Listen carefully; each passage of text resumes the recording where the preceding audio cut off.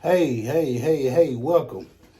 No cap content, print money king. I'm your host. So, 5 reasons why your zombie dead not posting. Before we get started, let me get this out the way. Disclaimer: I'm not a CPA. I'm not an attorney. I'm not a tax strategist. I'm not a lawyer. I'm not none of those things. I'm just a person that actually run these plays and actually get things going. So, we got that out the way. Let's begin. Zombie Dead. Why Zombie Dead is not posting for you? Because you're not a data furniture, number one.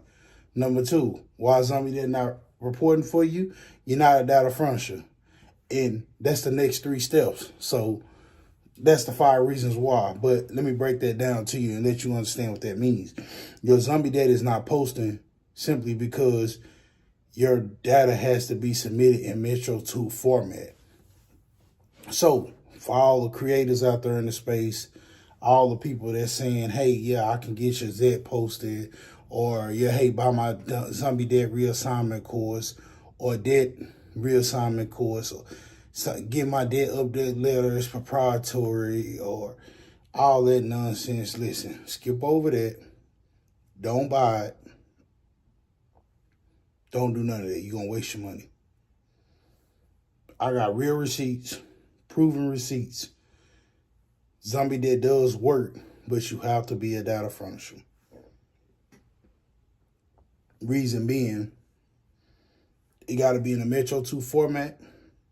You got to have a Metro 2 software. You got to have an e-Oscar set up. You got to be in compliance when you submit your data and all that. So if you're following somebody in the space, or you've been following somebody in the space, or your mentor in the space is telling you to go buy you some debt, in stat or out of stat, which we're going to get to that in a minute. In stat is meaning in the statutory limitation of your state. So if you're in Michigan, Detroit, Michigan, and you're buying debt from Texas, you need to know what's the statute of limitation in Texas. It's 4 years. So meaning if it's older than 4 years, that will be considered out of stat debt. Now, if it's older than 4 years and the original debtor pays anything on it, he just reinstated that debt. So it could be in stat debt. The difference between out of stat debt and in stat debt is the price.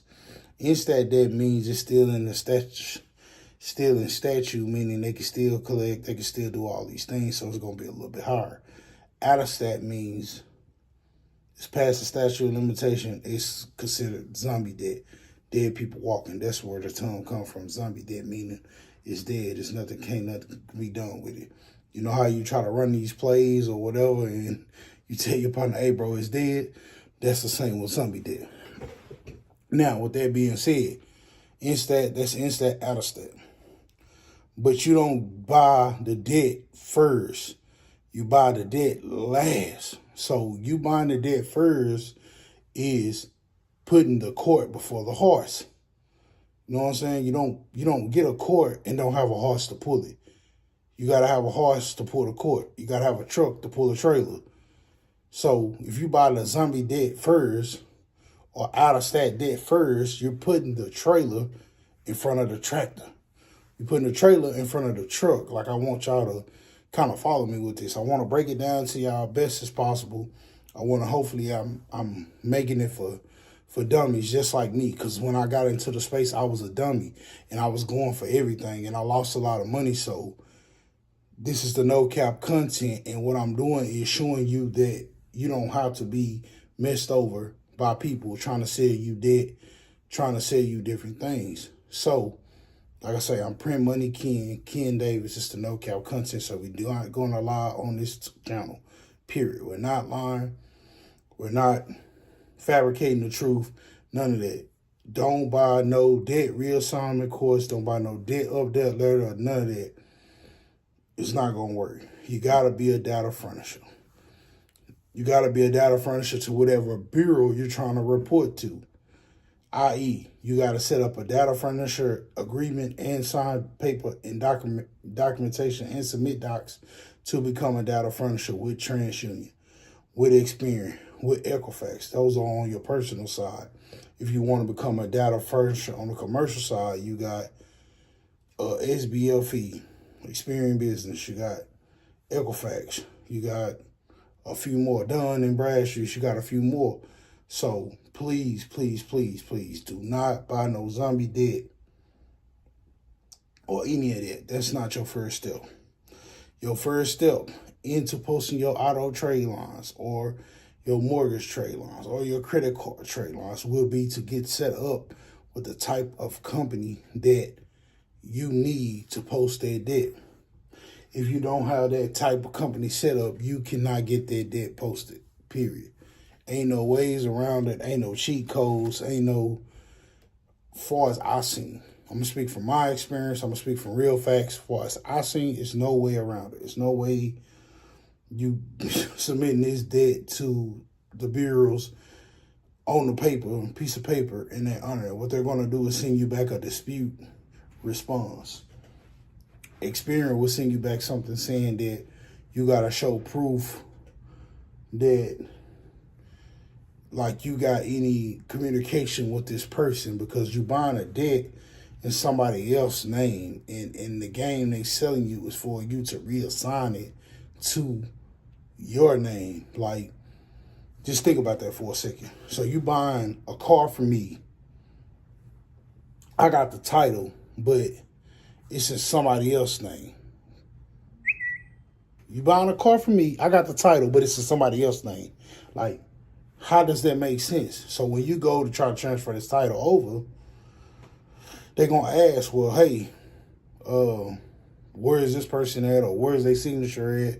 Every state is different, but hey, where is this? You know, like, I want y'all to see how that makes sense. So that's the same when it comes to buying debt.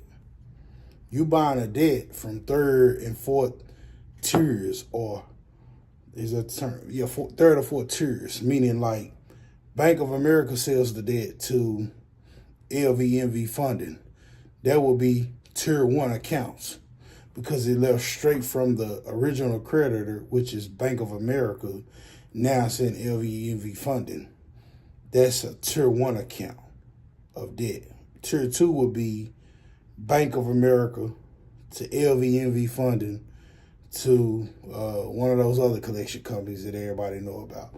That will be considered second tier, so forth and so on. So I want y'all to kind of understand what I'm saying. Like, it's a 10, 20 part series. We're going to talk about it. And once y'all finish this series, you will know exactly what to do, what not to do, all that.